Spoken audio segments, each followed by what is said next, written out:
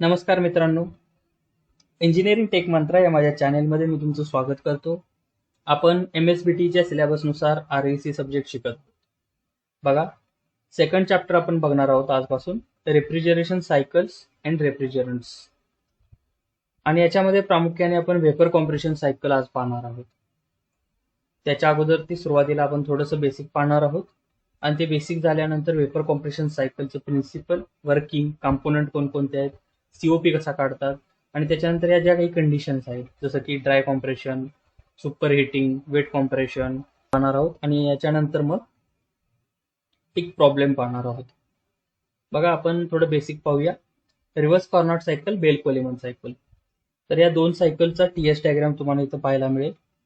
त्या TS diagram मध्ये 1, 2 3, 4 ही जी process आहे ती रिव्हर्स कार्नोट सायकलची प्रोसेस आहे आणि याच्यामध्ये 1 to 2 आयसेंट्रॉपिक प्रोसेस आहे, 3 to 4 आयसेंट्रॉपिक प्रोसेस आहे, 2 to 3 ही आयसोथर्मल हीट रिजेक्शनची प्रोसेस आहे, 4 to 1 ही आयसोथर्मल हीट ऍडिशनची प्रोसेस आहे किंवा हीट ऍब्सॉर्प्शनची प्रोसेस आहे. त्याच पद्धतीनं 2 to 3 ही जी प्रोसेस आहे बेल कोलेमनची ही कॉन्स्टंट प्रेशर हीट रिजेक्शनची प्रोसेस आहे. 4 to 1 जी आहे ती कॉन्स्टंट प्रेशर हीट ऍब्सॉर्प्शनची प्रोसेस आहे. बघा, याच्यामध्ये काय होतं, त्या हीट ऍब्सॉर्प्शन प्रोसेसमध्ये 4 to 1 किंवा 4 to 1 या टेम्परेचर डिफरन्समुळे ऑकर होतात. रिव्हर्स कार्नोट सायकलमध्ये गॅस ॲज अ रेफ्रिजरंट वापरला जातो किंवा वर्किंग फ्लुइड वापरलं जातं आणि बेल कोलेमन सायकलमध्ये air as a working fluid वापरलं जातं. आणि जे टेम्परेचर डिफरन्स असेल वर्किंग फ्लुइड आणि रेफ्रिजरेटिंग स्पेस मधलं, त्या टेम्परेचर डिफरन्समुळे हीट ट्रान्सफर होते रेफ्रिजरेशन स्पेस पासून वर्किंग फ्लुइडकडे आणि आपल्याला रेफ्रिजरेशन स्पेस मध्ये कूलिंग इफेक्ट मिळतो. हीट रिजेक्शन कशी होते या सिस्टीम मधून, तर या दोन्ही सिस्टीम मधून टेम्परेचर डिफरन्स वरती, म्हणजे वर्किंग फ्लुइडचं टेम्परेचर हे जास्त असतं आणि हीट सिंकचं टेम्परेचर जे कमी असतं आणि जास्त टेम्परेचर कडून कमी टेम्परेचरकडे हीट जी आहे ती रिजेक्ट केली जाते आणि हीट ट्रान्सफर ही या दोन्ही टेम्परेचर डिफरन्समुळे इथं ऑकर होतात. तर याच्यापेक्षा वेगळं असं काय आहे वेपर कॉम्प्रेशन सायकलमध्ये, तर याच्यामध्ये वेपर वापरली जाते ॲज अ वर्किंग फ्लुइड आणि वेपर जी आहे ती फेज चेंज करते, लिक्विड टू वेपर आणि वेपर टू लिक्विड. आणि ही फेज चेंज करते त्यावेळेला जी हीट ट्रान्सफर होते त्या हीट ट्रान्सफरला म्हटलं जातं लॅटेंट हीट ऑफ वेपरायझेशन किंवा लॅटेंट हीट ऑफ कंडेन्सेशन. तर ज्या हीट ट्रान्सफरमुळं चेंज इन टेम्परेचर होतं त्याला आपण सेन्सिबल हीट म्हणतो. ज्या हीट ट्रान्सफरमुळे चेंज इन फेज होतं त्याला लॅटेंट हीट म्हटलं जातं. लॅटेंट हीट ऑफ फ्युजन म्हणजे लिक्विडचं सॉलिडमध्ये रूपांतर होणं, लॅटेंट हीट ऑफ वेपरायझेशन म्हणजे लिक्विडचं वेपरमध्ये रूपांतर होणं. आणि जर तुम्ही पाहिलं वॉटरसाठी, तर आईसची स्पेसिफिक हीट जी आहे ती 2.1 kilo joule per KG kelvin आहे. म्हणजे एका किलो आईसचं 1 डिग्री सेंटीग्रेडनं किंवा 1 केल्विननं टेम्परेचर वाढवण्यासाठी किंवा कमी करण्यासाठी 2.1 किलो जूल इतकी एनर्जी द्यावी लागते. वॉटरसाठी 4.2, वॉटर वेपरसाठी 1.996. आणि जर तुम्ही लॅटेंट हीट जर पाहिली, लॅटेंट हीट ऑफ फ्युजन, तर 334 आहे किंवा लॅटेंट हीट ऑफ वेपरायझेशन पाहिली वॉटरची तर 2265 आहे.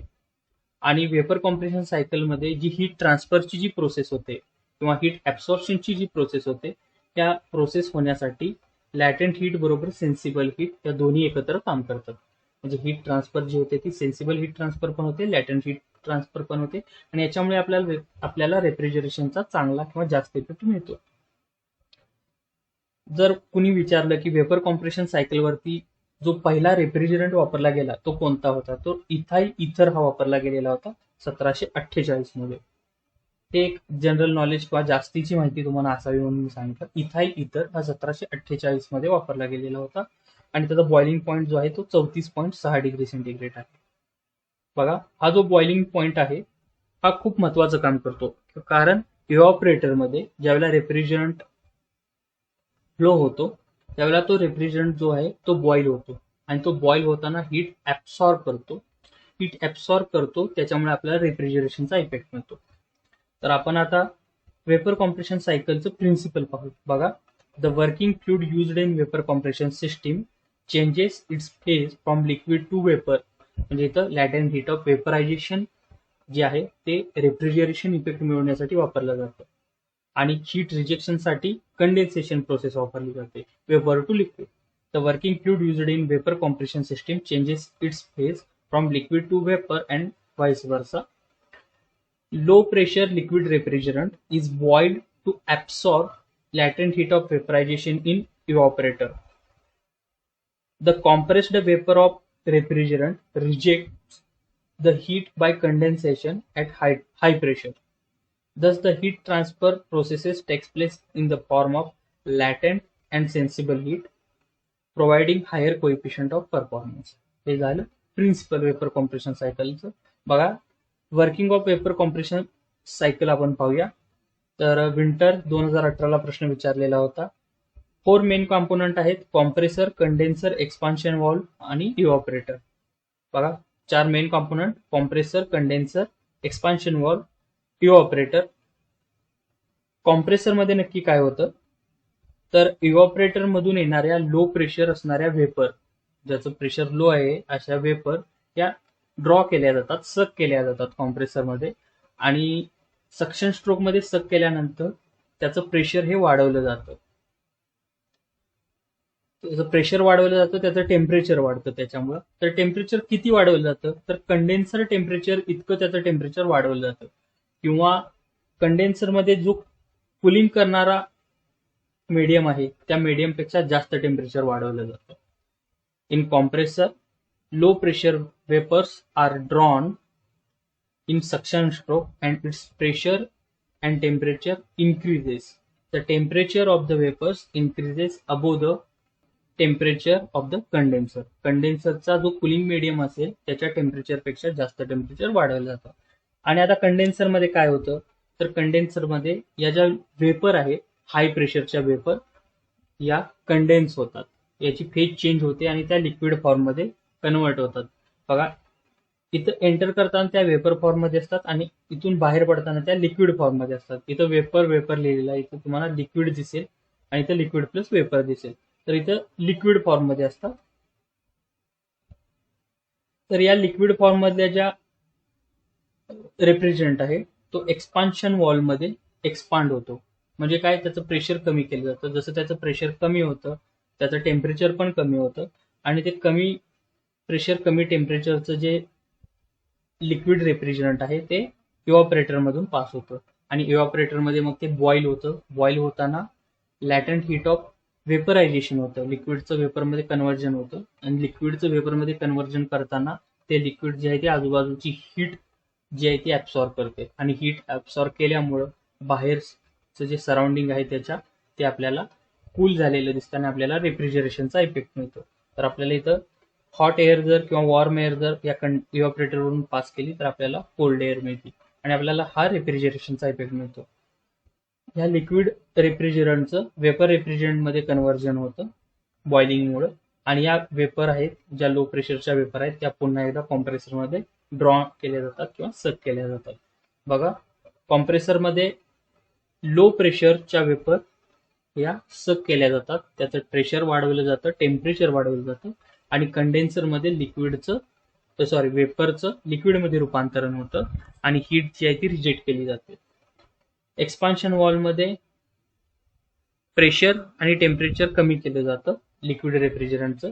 आणि इव्हॉपरेटरमध्ये लिक्विड रेफ्रिजरंट जे आहे ते बॉईल होतं आणि ते हीट ऍब्सॉर्ब करतं, आपल्याला रेफ्रिजरेशनचा इफेक्ट मिळतो.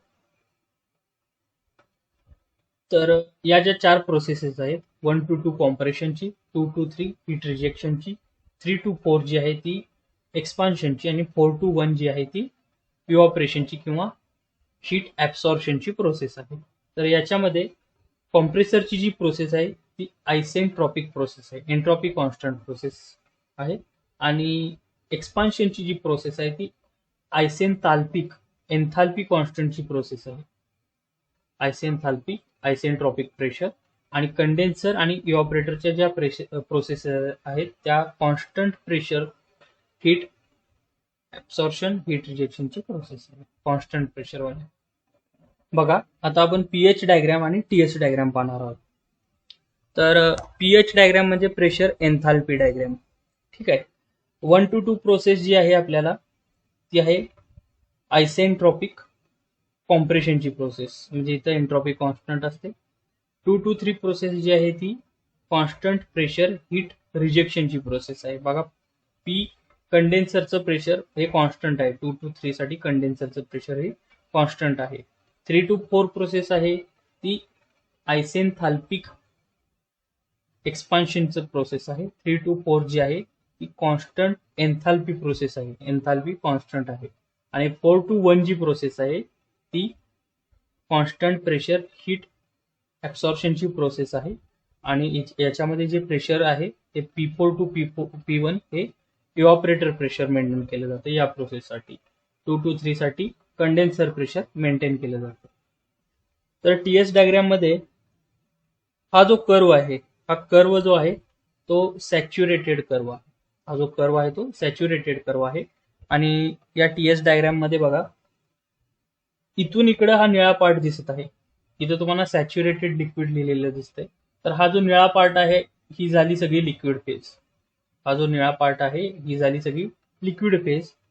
या पॉइंट पासून इकडे तुम्हाला थोडासा कलर चेंज दिसतोय, तर हा झाला वेपर पार्ट. किंवा ही जी लाईन झाली या पॉइंट पासून, बघा पॉइंट तुम्हाला दिसला का नाही माहित नाही, या पॉइंट पासून इकडे ही झाली लिक्विड फेज, या पॉइंट पासून इकडे ही झाली वेपर फेज. तर ही जी लाईन आहे हिला सॅच्युरेटेड वेपर लाईन म्हणतात. ही जी लाईन इकडे आहे त्याला सॅच्युरेटेड लिक्विड लाईन म्हणतात. आणि आता आपण याच्यावरती प्रोसेस पाहू, वेपर कॉम्प्रेशन सायकलच्या प्रोसेस, 4 प्रोसेस.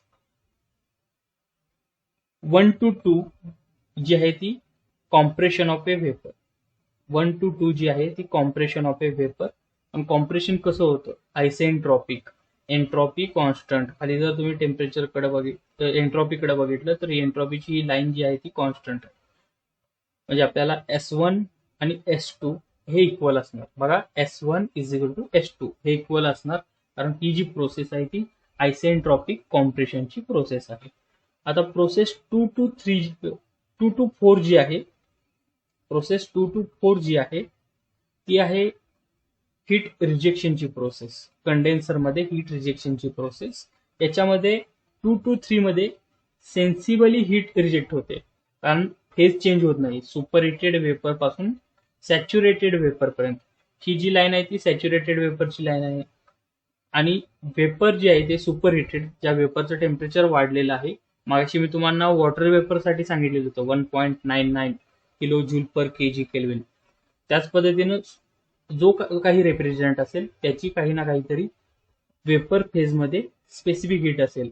तर 2 to 3 मध्ये सेन्सिबली हीट रिजेक्ट होते आणि 3 to 4 मध्ये लॅटेंट हीट रिजेक्ट होते. म्हणजे 2 to 4 जी झाली टोटल प्रोसेस ही कंडेन्सर मधली कॉन्स्टंट प्रेशर हीट रिजेक्शनची प्रोसेस आहे. आता कॉन्स्टंट प्रेशर आहे तर बघा, TS डायग्राम आहे, तर ही जी ब्ल्यू लाईन आहे इकडून इथपर्यंत, त्याच्यानंतर ही आडवी आणि पुन्हा इकडे, तर ह्या ज्या लाईन आहेत त्या आयसो बार आहेत. इथे लिहिलेलं आहे त्यांनी आयसो बार म्हणजे कॉन्स्टंट प्रेशर लाईन. म्हणजे ही लाईन आहे ती कॉन्स्टंट प्रेशर लाईन आहे. ही लाईन जी आहे ती कॉन्स्टंट प्रेशरवाली लाईन आहे. ही लाईन जी आहे ती कॉन्स्टंट प्रेशरवाली लाईन आहे. बघा, पुढची जी आहे 4 to 5 ही आहे आयसेंथाल्पिक, म्हणजे एन्थाल्पी कॉन्स्टंट. इथं तुम्ही बघा 1, इथं 2, हा 3 इथं आहे कन्सिडर करा. ही जी टोटल आहे ती कंडेन्सरची प्रोसेस आहे. जे 3 to 4, मगाशी मी तुम्हाला 4 प्रोसेस सांगितल्या, तर 3 to 4 जे आहे ती आयसेंथाल्पिक आहे. किंवा याच्यामध्ये बघितलं तर 4 to 5 ही जी आहे ती आयसेंथाल्पिक आहे. आणि 5 ते 1 जे आहे ते constant pressure heat absorption process, किंवा याच्यामध्ये लॅटेंट हीट ऑफ वेपरायझेशन. इथं फेज चेंज होते. बघा, आता ही जी आहे ती 100% लिक्विडची लाईन आहे, म्हणजे सॅच्युरेशन लिक्विड लाईन. ही जी आहे ती 100% वेपरची लाईन आहे, म्हणजे सॅच्युरेटेड वेपर लाईन. बघा, ही जी आहे ती सॅच्युरेटेड लिक्विड लाईन आहे, ही जी आहे ती सॅच्युरेटेड वेपर लाईन आहे. तर या पॉइंट पासून या पॉइंटकडे जर आपण मूव्ह झालो, याचाच अर्थ आपण रेफ्रिजरंटच्या लिक्विड फेज पासून वेपर फेजकडे मूव्ह झालो. जर आपण या पॉइंट कडून या पॉइंटकडे मूव्ह झालो, तर याचाच अर्थ आपण रेफ्रिजरंटच्या वेपर फेजकडून लिक्विड फेजकडे मूव्ह झालो. आणि याच्यामध्ये काय होतं, तर हीट रिजेक्ट होते. याच्यामध्ये काय होणार, तर हीट ऍडिशन होणार. कारण लिक्विडचं वेपरमध्ये रूपांतर करण्यासाठी लिक्विड जे आहे ते हीट ऍब्सॉर्ब करतं. वेपरचं लिक्विडमध्ये रूपांतर करण्यासाठी त्यावेळेला ते हीट जे आहे ते रिजेक्ट करतं. तर याचाच उपयोग वेपर कॉम्प्रेशन सायकलमध्ये केला जातो हीट ऍब्सॉर्प्शनसाठी आणि हीट रिजेक्शनसाठी. लिक्विड फेज, वेपर फेज आणि हा जो मधला पार्ट आहे या सॅच्युरेशन कर्वच्या मधला पार्ट आहे लिक्विड प्लस वेपरचा पार्ट. तर जर ड्रायनेस फॅक्शन काढला की किती वेपर आहे, तर किती वेपर आहे डिवाइड बाय रेफ्रिजरंटची टोटल क्वांटिटी, याच्यामध्ये आपल्याला ड्रायनेस फॅक्शन मिळतो. ज्यावेळेला ड्राय स्टेट असते त्यावेळेला हा जो ड्रायनेस फॅक्शन असेल तो 1 असतो, एक्स न त्याला संबोधतात एक्स न. तर या कर्व वरती जर पॉइंट असेल ड्राय स्टेट वरती तर त्याचा ड्रायनेस फॅक्शन 1 असतो. जर याच्या एक्झॅक्ट सेंटरला असेल तर किती असणार, 0.5 असणार. या ठिकाणी 0 असणार, म्हणजे 0 to 1 ड्रायनेस फॅक्शन चेंज होतो. कशामध्ये, सॅच्युरेटेड कर्व मध्ये हा ड्रायनेस फॅक्शन चेंज होतो. आणि याची गरज आपल्याला प्रॉब्लेम सॉल्व्ह करण्यासाठी लागणार आहे ड्रायनेस फॅक्शनची. मागच्या वर्षी 2019 ला प्रॉब्लेम विचारलेला होता आणि तेच न्यूमरिकल आज आपण या लेक्चरच्या शेवटी पाहणार आहोत. बघा 4 प्रोसेस तुम्हाला कळल्या. 1 to 2 isentropic compression process. 2 to 4 पर्यंतची जी प्रोसेस आहे ती आहे constant pressure heat rejection process. 4 to 5 जी आहे ती आयसेंथाल्पिक एक्सपान्शन प्रोसेस आहे, एन्थाल्पी कॉन्स्टंट आहे. आणि 5 to 1 जी आहे ती constant pressure heat absorption process आहे. तर COP refrigeration effect divide by work requirement. Refrigeration effect कुठे मिळतो आपल्याला, इथं हीट ऍडिशन होते इव्हॉपरेटरमध्ये, म्हणजे प्रोसेस 4 to 1 मध्ये हीट ऍडिशन होते. Mass flow rate of refrigerant into H1 - H4 आपल्याला रेफ्रिजरेशन इफेक्ट मिळतो. आणि वर्क रिक्वायरमेंट ही प्रोसेस रन होण्यासाठी कॉम्प्रेसरचं वर्क इनपुट असतं. तर कॉम्प्रेसरचं वर्क इनपुट कसं असणार आहे, तर change in enthalpy into mass flow rate of refrigerant. म्हणजे इथं काय येणार, H2 - H1 M into H2 - H1 M into H1 - H4. आपल्याला इथं रेफ्रिजरेशन इफेक्ट मिळतो. M इंटू H2 - H1 आपल्याला इथं कॉम्प्रेसरला लागणारं वर्क डन मिळतं. आणि याला एम एम कॅन्सल झाल्यानंतर आपल्याला सीओपी मिळाला H1 - H4 divide by H2 - H1. H1 - H4 आपल्याला रेफ्रिजरेशन इफेक्ट मिळतो. H2 - H1 जो आहे तो आपल्याला work input for the compressor मिळतं आणि आपण याच्यावरून सीओपी काढू शकतो. मागाशी मी तुम्हाला सांगितलं की तुमच्या सिलेबसमध्ये काही कंडिशन्स दिलेल्या आहेत आणि त्या कंडिशन्स आहेत वेट आणि ड्राय कॉम्प्रेशन, सुपर हिटिंग आणि अंडर कुलिंग. आणि याच्यावरती 2-2 मार्कासाठी किंवा 3-3 मार्कासाठी प्रश्न आहेत की एक्सप्लेन द वेट कॉम्प्रेशन किंवा dry compression, super heating condition, या पद्धतीने. बघा मगाशी मी तुम्हाला सांगितलं की ही जी सॅच्युरेशन लाईन आहे, सॅच्युरेशन लिक्विड सॅच्युरेशन वेपर, याच्यामधला जो रेफ्रिजरंट आहे तो लिक्विड प्लस वेपर या फॉर्ममध्ये आहे, लिक्विड प्लस वेपर या फॉर्ममध्ये आहे. तर वेट कॉम्प्रेशन म्हणजे काय, ज्यावेळी कॉम्प्रेस होणारा रेफ्रिजरंट जो असेल तो वेट असेल, म्हणजे थोडंसं लिक्विड त्याच्यामध्ये राहिलेलं असेल, पूर्णपणे लिक्विडचं पेपरमध्ये इव्हॉपरेटरमध्ये चेंज झालेला नसेल, त्यावेळेला जे कॉम्प्रेशन होतं त्याला वेट कॉम्प्रेशन असं म्हणतात. बघा इथं तुम्हाला दिसतंय या पॉइंटला. तर या पॉइंटला या ठिकाणी जी रेफ्रिजरंटची फेज आहे ती मिक्स अशी फेज आहे, vapour plus liquid, vapour plus liquid. आणि त्याच्यामुळे तो वेट आहे, तो वेट असल्यामुळं ते जे कॉम्प्रेशन होतं 1 to 2 हे जे आहे ते याला वेट कॉम्प्रेशन असं म्हटलं जातं. किंवा टीएस डायग्राम वरती जरी पाहिलं तरी तुम्हाला या सॅच्युरेशन कर्वच्या मध्ये आहे तो पॉइंट 1. मग याच्यामुळे काय होतं, जर हे वेट कॉम्प्रेशन झालं तर हे वेट कॉम्प्रेशन कॉम्प्रेसरच्या एंडला आपल्याला एकतर ड्राय स्टेट मिळू शकते, म्हणजे वेपर स्टेट मिळू शकते, किंवा आपल्याला वेट स्टेट मिळू शकते. म्हणजे हे जे कॉम्प्रेशन आहे हे कॉम्प्रेशन या पॉइंट पर्यंतच होऊ शकतं. आणि याच्यामध्ये आपल्याला इनपुटला पण वेट असा रेफ्रिजरंट मिळेल, आउटपुटला पण आपल्याला वेट असा रेफ्रिजरंट मिळेल, किंवा याच्यामध्ये सुद्धा आपल्याला इथपर्यंतच मिळेल, म्हणजे या पॉइंट पर्यंत. तर यामुळे तेही आपल्याला वेट असा रिप्रेझेंट इनपुटला आणि आउटपुटला मिळेल. तर याच्यामुळे प्रॉब्लेम काय होतो, तर हा लिक्विड रेफ्रिजरंट कॉम्प्रेसरमध्ये गेला तर हा कॉम्प्रेसरमध्ये ब्लॉकेज तयार करू शकतो, पहिली गोष्ट म्हणजे. दुसरी गोष्ट म्हणजे कॉम्प्रेसर रन होण्यासाठी त्याच्यातील पार्ट्समधील फ्रिक्शन कमी होण्यासाठी लुब्रिकेशन वापरलं जातं. तर त्या लुब्रिकेशन बरोबर हा मिक्स होऊन त्या लुब्रिकेशनला वॉशआउट करतो, धुवून काढतो, आणि त्याच्यामुळे ते लवकरात लवकर कॉम्प्रेसरचे पार्ट विअर होऊ शकतात. हा जर वेट कॉम्प्रेस झालेला रेफ्रिजरंट असेल, आउटपुटला पण आपल्याला वेटच मिळालं, कॉम्प्रेसरच्या आउटलेटला आपल्याला वेट रेफ्रिजरंटच मिळाला, तर हा वेट असलेला रेफ्रिजरंट किंवा लिक्विड असलेला रेफ्रिजरंट हा कंडेन्सरमध्ये गेला तर हा हीट ट्रान्सफर प्रोसेस जी आहे त्याचा परफॉर्मन्स कमी करतो.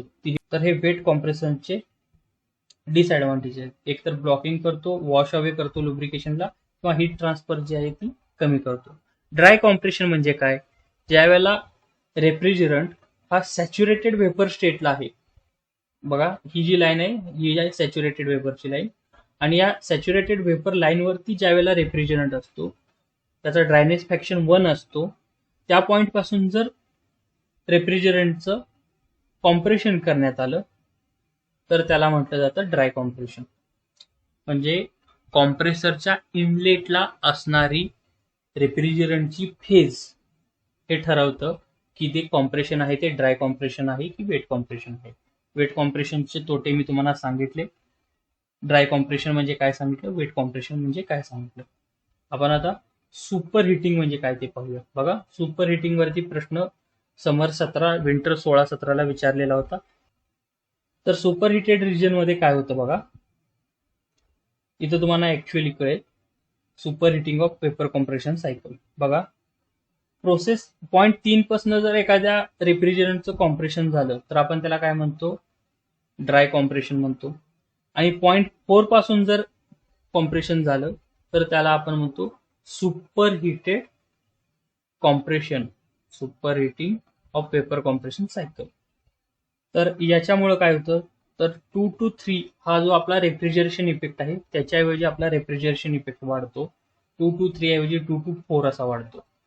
आपलं जे कॉम्प्रेशन आहे तेही जास्त लागतं.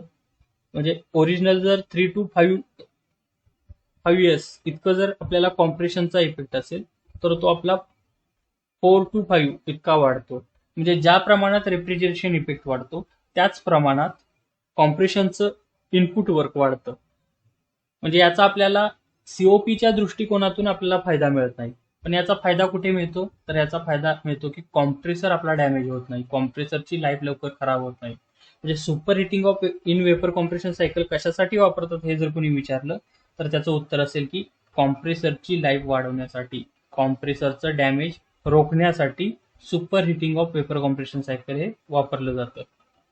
बाकीची प्रोसेस आहे ती सेम आहे, फक्त इथं रेफ्रिजरंटची जी कॉम्प्रेसरच्या इनलेटला स्टेट आहे ती टोटल वेपर स्टेट आहे, किंवा वेपर स्टेट किंवा सॅच्युरेटेड वेपरच्या ऐवजी सुपर हिटेड अशी वेपरची स्टेट आहे.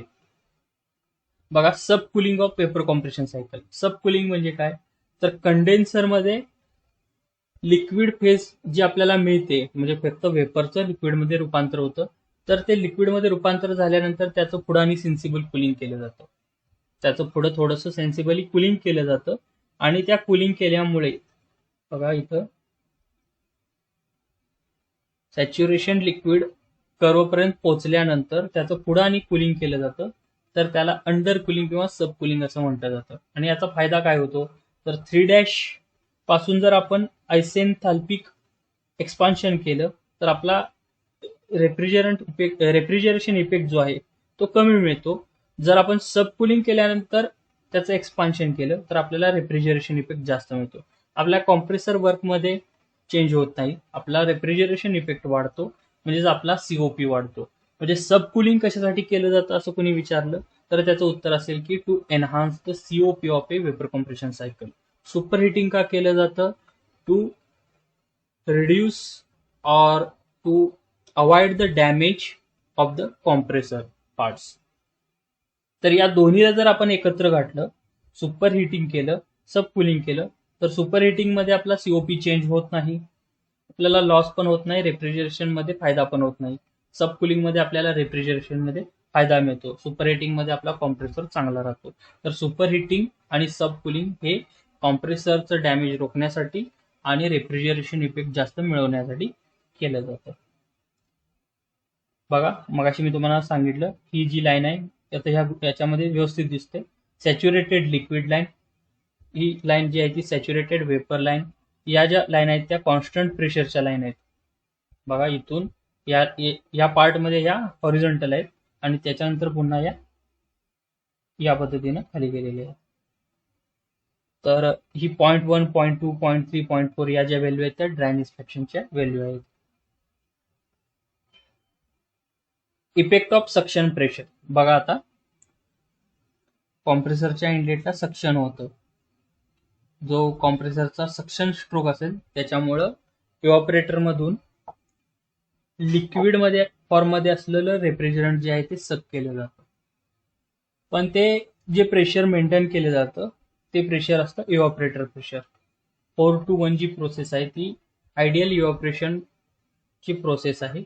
पण पाईपमध्ये असणाऱ्या फ्रिक्शनमुळं ते पाईपमध्ये वाहतात. रेफ्रिजरंट जे आहे ते पाईपमध्ये वाहतं, इव्हॉपरेटर कॉइलमध्ये वाहतं. तर त्या फ्रिक्शनमुळं त्याचं प्रेशर जे आहे ते रिड्यूस होतं. आणि ते रिड्यूस झालेलं प्रेशर जे आहे ते इथं पीएच डायग्राममध्ये बघा, या पीएस पासून आयडियल सक्शन प्रेशर पासून पीएस डॅश हे रिड्युस्ड सक्शन प्रेशर आहे, ऍक्च्युअल सक्शन प्रेशर. आणि हे रिड्यूस झाल्यामुळं आपल्याला 4 to 1 च्या ऐवजी 4' to 1' इतकाच रेफ्रिजरेशन इफेक्ट मिळतो. म्हणजे आपल्याला सक्शन प्रेशर जर रिड्यूस झालं तर आपल्याला रेफ्रिजरेशन इफेक्ट हा कमी मिळतो. त्याचबरोबर बघा, प्रोसेस 1 to 2 ही कॉम्प्रेशन साठी लागणारं वर्क आहे. तर त्याच्याच ऐवजी 1' to 2' हे जास्त आपल्याला कॉम्प्रेशनचं वर्क लागतं. म्हणजे रेफ्रिजरेशन इफेक्ट कमी मिळतो, कॉम्प्रेशनचं वर्क जास्त लागतं, म्हणजे आपला सीओपी कमी येतो. इफेक्ट ऑफ सक्शन प्रेशर काय सांगाल? जर सक्शन प्रेशर कमी झालं तर सीओपी कमी होतो. तसंच डिस्चार्ज प्रेशरचं आहे. बघा, डिस्चार्ज प्रेशर कॉम्प्रेसरमध्ये व्हेपर रेफ्रिजरंट जो असेल तो डिस्चार्ज केला जातो. कॉम्प्रेसरमधून व्हेपर रेफ्रिजरंट जो आहे तो डिस्चार्ज केला जातो. त्याचं प्रेशर जे असेल ते कंडेन्सर प्रेशर इतकं असतं. कंडेन्सर प्रेशर इतकं त्याचं प्रेशर असतं. पण डिस्चार्ज प्रेशर जितकं असेल त्याच्यापेक्षा कंडेन्सरचं प्रेशर थोडंसं कमी असतं. का असतं कमी? तर तिथं ही हीट लॉस केली जाते. तिथं फ्रिक्शनमुळे जी आहे ती प्रेशर लॉस केली जाते. जर डिस्चार्ज प्रेशर 2' असेल तर त्या फ्रिक्शनमुळे आपल्याला कंडेन्सर प्रेशर हे 2 मिळतं. 2' ऐवजी आपल्याला 2 असं मिळतं. जी प्रोसेस जी आहे कंडेन्सरमध्ये 2' to 3' जी व्हायला हवी होती त्याच्याऐवजी आपल्याला 2 to 3 ही प्रोसेस मिळते. 2 to 3 ही प्रोसेस मिळते. तर 2' to 3' मध्ये जर पाहिलं तर आपल्याला रेफ्रिजरेशन इफेक्ट इथं कमी मिळतो. त्याचबरोबर इथं लागणारं जे कॉम्प्रेसर वर्क आहे तेही आपल्याला जास्त लागतं. बघा, ऍक्च्युअल आपल्याला हीट ट्रान्सफर कुठं होते? 2 to 3 होते. पण कॉम्प्रेसर जितकं वर्क करतो त्याच्याशी रिलेटेड केलं तर आपल्याला रेफ्रिजरेशन इफेक्ट जो आहे तो कमी मिळतो. आणि त्याच्यामुळं डिस्चार्ज प्रेशर जर वाढलं कंडेन्सर प्रेशरपेक्षा तर आपल्याला सीओपी जो आहे वेपर कॉम्प्रेशन रेफ्रिजरेशन सायकलचा तो कमी मिळतो. सक्शन प्रेशर कमी झाल्यामुळं वेपर कॉम्प्रेशन सायकलचा सीओपी जो आहे तो कमी होतो. डिस्चार्ज प्रेशर जे आहे ते कंडेन्सर प्रेशरपेक्षा वाढल्यामुळं आपल्याला सीओपी जो आहे वेपर कॉम्प्रेशन रेफ्रिजरेशन सायकलचा तो कमी मिळतो. सगळ्या स्टेट आपण पाहिलेल्या आहेत. ड्राय कॉम्प्रेशन पाहिलं, वेट कॉम्प्रेशन पाहिलं. ड्राय कॉम्प्रेशन मध्ये वेपर जी आहे ती ड्राय स्टेटला असते किंवा सॅच्युरेटेड वेपर असते. वेट कॉम्प्रेशनला ते लिक्विड प्लस वेपरचं मिक्सचर असतं आणि त्याच्यामुळे प्रॉब्लेम होतो, ब्लॉकिंग होतं, वॉशआउट होतं लुब्रिकेंट जे असेल ते. आणि त्याच्यानंतर हीट ट्रान्सफर प्रोसेस जी आहे ती त्याच्यावरती निगेटिव्ह इफेक्ट करते. सब कुलिंगमध्ये आपला रेफ्रिजरेशन इफेक्ट वाढवला जातो, आपल्याला सीओपी जास्त मिळतो. आणि सक्शन प्रेशर कमी झालं तर आपल्याला रेफ्रिजरेशन इफेक्ट आणि सीओपी कमी मिळतो. डिस्चार्ज प्रेशर जे असेल ते कंडेन्सर प्रेशरपेक्षा जास्त असेल तरी आपल्याला रेफ्रिजरेशन इफेक्ट जो आहे तो कमी मिळतो. बघा, आपण प्रॉब्लेम पाहूया. तर मागच्या वर्षीचा पेपरमधला हा क्वेश्चन 3 आहे. Attempt any two following 16 मार्काला. तर याच्यातील हा प्रत्येक प्रश्न 8 मार्काला झाला. तर हा प्रॉब्लेम जो आहे तो 8 मार्काला मागच्या वर्षी विचारलेला होता. तर प्रॉब्लेम आपण फक्त पाहू. बघा, एकदा वाचून घेऊ सगळा. Temperature limits of ammonia vapour compression refrigeration system are 25 degree centigrade and -10 degree centigrade. If refrigerant is dry at the end of compression, find COP. There is no undercooling. Use following properties of ammonia. आणि या property दिलेल्या आहेत. परत एकदा, temperature limits of ammonia vapour compression refrigeration system, म्हणजे ही vapour compression refrigeration system आहे आणि त्याची टेम्परेचर लिमिट दिलेली आहे 25 डिग्री सेंटीग्रेड आणि -10 डिग्री सेंटीग्रेड. तर -10 डिग्री सेंटीग्रेड आपल्याला इव्हॉपरेटर टेम्परेचर असणार, 25 डिग्री सेंटीग्रेड आपलं कंडेन्सर टेम्परेचर असणार. If refrigerant is dry at end of compression, म्हणजे आपल्याला 0.2 ची कंडिशन सांगितलेली आहे. तर 1 to 2 कॉम्प्रेशन प्रोसेस आहे, आयसेंट्रॉपिक कॉम्प्रेशनची प्रोसेस आहे. तर 2 ची कंडिशन सांगितलेली आहे की ड्राय आहे. Refrigerant is dry. आपल्याला सुपरहिटेड लिहिले का? नाही, ड्राय लिहिले. याचा अर्थ हा सॅच्युरेटेड वेपर लाईन वरती असणार. म्हणजे 0.2 मध्ये आपला जो ड्रायनेस फॅक्शन आहे x2 तो 1 असणार. आपल्याला फाइंड काय करायचं आहे? सीओपी फाइंड करायचं आहे. बघा, त्यांनी प्रॉपर्टी दिली आहे. टेम्परेचर 25 डिग्री सेंटीग्रेड असताना HF एन्थाल्पी, लिक्विड स्टेटची एन्थाल्पी दिली. त्याच्यानंतर HFG, तर लिक्विड टू वेपर होण्यासाठी लागणारी एनर्जी, लॅटेंट हीट ऑफ वेपरायझेशन दिलेली आहे 25 डिग्री सेंटीग्रेडला -10 डिग्री सेंटीग्रेडला. SF दिलेला आहे, एन्ट्रॉपी दिलेली आहे आपल्याला, आणि SFG दिलेली आहे. तर फेज चेंजच्या वेळेला एन्ट्रॉपी चेंज आपल्याला किती होईल तो दिलेला आहे. बघा, इव्हॉपरेटर टेम्परेचर -10 डिग्री सेंटीग्रेड म्हणजे 263 झालं. T1 = T4, कारण इव्हॉपरेटरची जी प्रोसेस आहे ती T4 to 1 होते. म्हणजे T1 आणि T4 इक्वल असेल, कारण आपल्याला इथं -10 आणि 25 हे दिलेलं आहे. म्हणजे इव्हॉपरेटर टेम्परेचर जे आहे ते -10, म्हणजे T1 T4 आपल्याला व्हॅल्यू मिळाली 263. कंडेन्सर टेम्परेचर त्याच पद्धतीनं 298, T2 = T3. बघा, dry state at end of compressor, म्हणजेच x2 ची जी व्हॅल्यू आहे ती 1 मिळाली आपल्याला. आणि आपल्याला जे इक्वेशन यूज करायचे आहेत ते हे आहेत. तर TS डायग्राम वरती 1 to 2, आपल्याला 1 एक्झॅक्ट कुठं आहे ते माहित नाही, पण आपल्याला 2 माहित आहे. 2 हा ड्राय पॉइंट आहे, म्हणजे हा सॅच्युरेटेड वेपर लाईन वरती आहे. 2 जो आहे तो ड्राय पॉइंट आहे, हा सॅच्युरेटेड वेपर पॉइंट लाईन वरती आहे. आणि 2 to 3 जी प्रोसेस आहे ती constant pressure heat rejection process आहे कंडेन्सर मधील. त्याच्यानंतर आपल्याला 3 पॉइंट बद्दल पण माहिती दिली. काय सांगितले? There is no undercooling. There is no undercooling याचा अर्थ 3 पॉइंट जो आहे तो पण सॅच्युरेटेड लिक्विड लाईन वरती आहे. म्हणजे आपल्याला 2 पॉइंट कळाला, 3 पॉइंट कळाला. आपल्याला 4 पॉइंट कुठं आहे ते माहित नाही. आपल्याला 1 पॉइंट एक्झॅक्ट कुठं आहे तो माहित नाही. पण 3 to 4 जी प्रोसेस आहे ती आयसेन्थाल्पिक प्रोसेस आहे. एन्थाल्पी कॉन्स्टंट असणारी प्रोसेस म्हणजे 3 ते 4 आहे. म्हणजे 3चा जो H असेल, एन्थाल्पी असेल, H3 जी असेल ती H4 बरोबर आहे. बघा, 3 जो आहे पॉइंट, हा पॉइंट 25 डिग्री सेंटीग्रेडशी रिलेटेड आहे आणि त्याची एन्थाल्पी लिक्विड फॉर्म मधली आपल्याला 298.9 किलोजूल पर केजी दिलेली आहे. याचाच अर्थ H3 जो आहे तो 298.9 आपल्याला दिलेला आहे. H3 ची व्हॅल्यू आपल्याला मिळाली. सीओपी काढताना आपल्याला H3 ची गरज आहे का? नाही. पण H3 = H4, कारण प्रोसेस जी आहे ती आयसेन्थाल्पिक आहे, एन्थाल्पी कॉन्स्टंट आहे, म्हणजे आपल्याला H4 ची व्हॅल्यू मिळाली. H4 ची व्हॅल्यू काय आहे? तर 298.9 किलोजूल पर केजी. आता आपल्याला H1, H2, H1 ची माहित नाही, तर H1 ची व्हॅल्यू कशी काढणार? H1 एन्थाल्पी ॲट स्टेट 1 कशी असणार? तर HF1 म्हणजे या ठिकाणी लिक्विड रेफ्रिजरंट जो असेल त्याची एन्थाल्पी प्लस ड्रायनेस फॅक्शन इथे जितका असेल तो ड्रायनेस फॅक्शन इंटू HFG1. आता H2 बघू आपण. H2 कसा काढणार?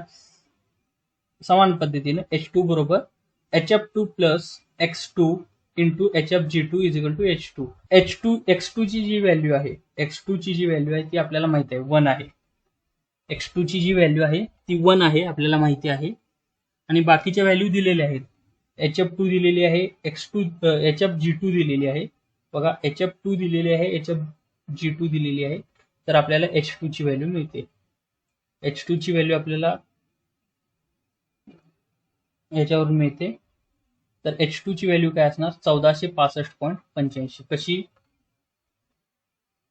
298.9 अधिक X2 ची व्हॅल्यू 1 गुणिले हे 1166.94. या दोघांची बेरीज केल्यानंतर आपल्याला H2 ची व्हॅल्यू मिळेल 1465.85. आता बघा आपल्याला या दोन इक्वेशनचा वापर करून X1 ची व्हॅल्यू काढायची आहे. या इक्वेशन मध्ये X2 माहित आहे, SFG2 दिलेली आहे, SF2 दिलेली आहे, S2 is equal to S1 कारण 1 to 2 प्रोसेस जी आहे ती आयसेंट्रॉपिक एक्सपान्शनची प्रोसेस आहे.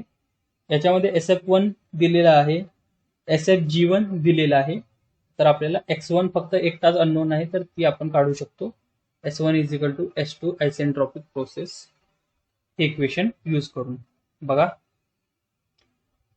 कधी कधी तुम्हाला SFG ही व्हॅल्यू दिलेली नसेल, SFG ही व्हॅल्यू दिलेली नसेल, तर याचं युनिट काय आहे बघा, kilo joule per KG kelvin आहे. याचं युनिट काय आहे, kilo joule per KG kelvin.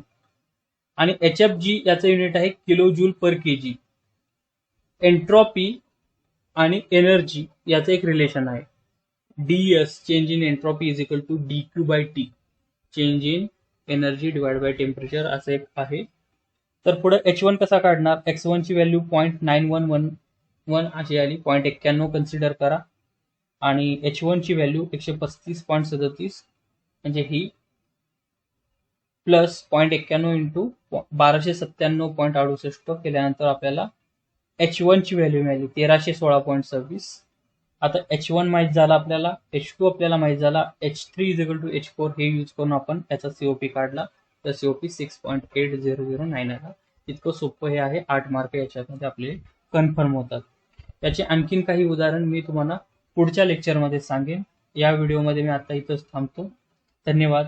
माझा व्हिडिओ तुम्हाला कसा वाटला मला नक्की कळवा. याच्यामध्ये तुम्हाला काही शंका असतील तर तुम्ही मला मेल करा.